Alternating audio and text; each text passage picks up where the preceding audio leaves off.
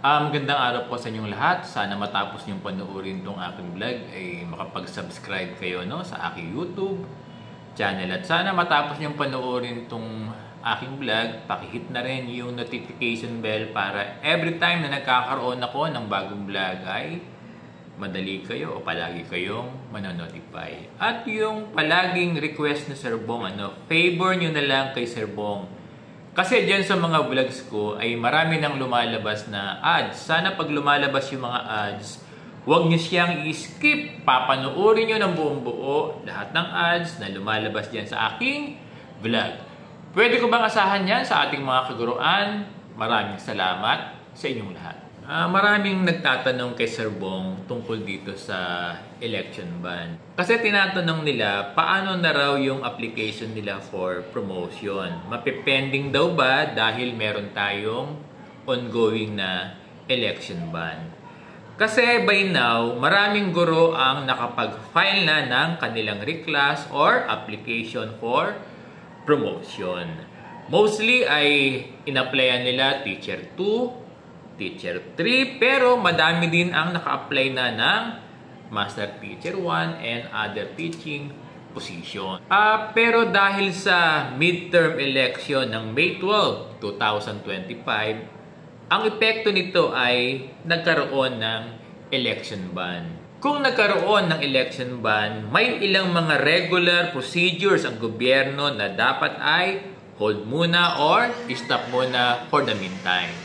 Sa pagkakaunawa ni Sir Bong, yung election ban ay nagsimula na ng last January 12, 2025 at matatapos ito ng June 11, 2025. Again, ito yung pagkakaunawa ni Sir Bong. Pwede nyo namang i-double check.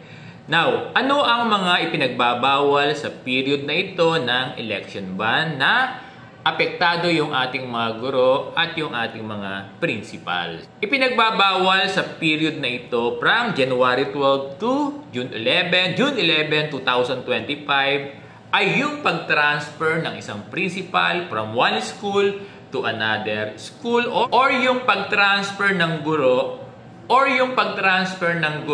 from one school to another. At ipinagbabawal din yung pag-detail ng isang principal from one school to any other office. At ipinagbabawal din sa ating mga guro yung pag-detail sa kanya from his station to another station. Halimbawa nito, isang head teacher tapos i-detail siya as teacher in charge ng ibang school. Yung ganitong procedure ay hindi pa muna pinapayagan from January 12 to June 11. So, naiintindihan ba ng ating mga guro? Sir Bong, paano naman po yung mga application namin for promotion? Pwedeng nag-reclass yung guro or ang in-applyan niya ay vacant item. Sakop ba din sila ng period ng election ban from June 12 to June 11? Again, sa pagkakaunawa ni Sir Bong, yung pagbibigay ng appointment for promotion, either reclass or natural vacancy, ito ay pwede pa to this time.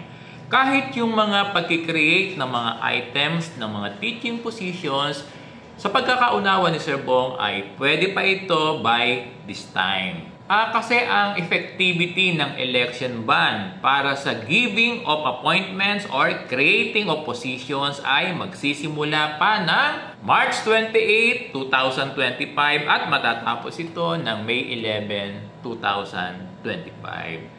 Sa pagkakaunawa ni Sir Bong ay ganito yun. Alam nyo, dear teachers, you can double check my info. You can have your own research for this. Meron ba kayong natutunan sa topic natin ngayon? Maraming salamat sa inyong lahat.